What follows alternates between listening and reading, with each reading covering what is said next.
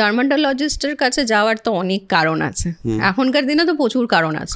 কেউ যদি ভাবে যে না আমি একটা basic skin care routine start করতে চাই, সেটার জন্যও সে যেতে পারে। কেন কি ডার্মাটোলজিস্ট তার স্কিনটা অ্যানালাইজ করবে, তার মুখে কি যাবে, তার এজ কি, ঠিক আছে, তার ওয়ার্ক লাইফেও কিন্তু অনেকটা ইম্পর্টেন্ট, তার কিরকম ওয়ার্ক স্টাইল, তার নাইট শিফট কিনা ডে শিফট কিনা, সেইগুলো কিন্তু মাথায় রেখেই আমরা ফর্মুলেট করি যে কী দেওয়া হচ্ছে, ঠিক আছে।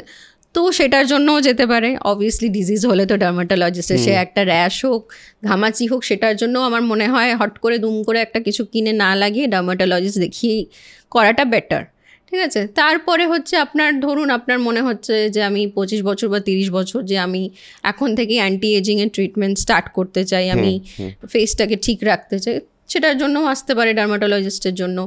আপনার যদি কোনো কনসার্ন তেমন নাও থাকে, জাস্ট আপনি গেলেন ডার্মাটোলজিস্টের কাছে, আপনার স্ক্যাল্প অ্যানালাইজ করলো, ফেস অ্যানালাইজ করলো যে এখন থেকে কি করলে ভালো হয়, সেটাও করতে পারেন, ঠিক আছে।